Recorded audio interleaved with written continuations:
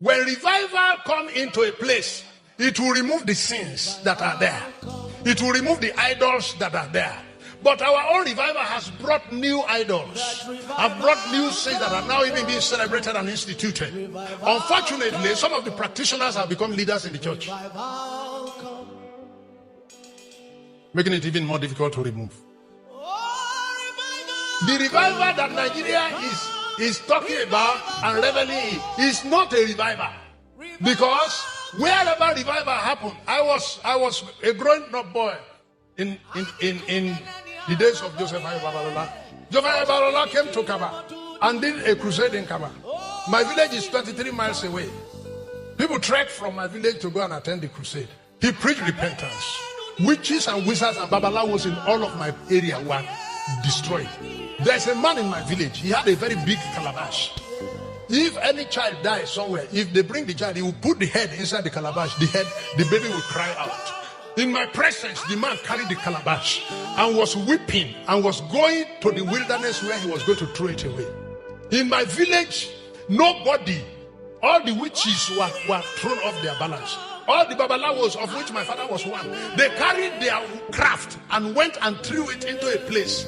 30 years after, nobody found in that place till today. Because of the fear of the things that were thrown there, I was there. The revivals of the 1930s were revivals that removed idols.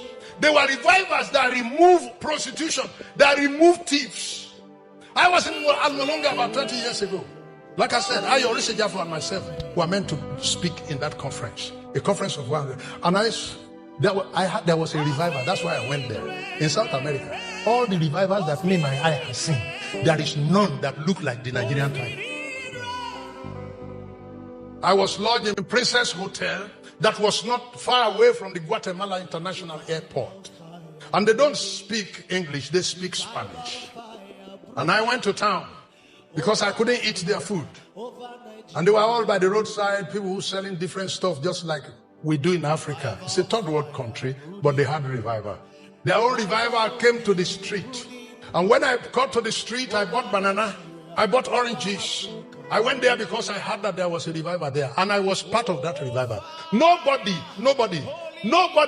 I can say it 1,000 times. Nobody in this country can tell me things about revival and be able to convince me. If I've not seen it somewhere else, I will buy your fake.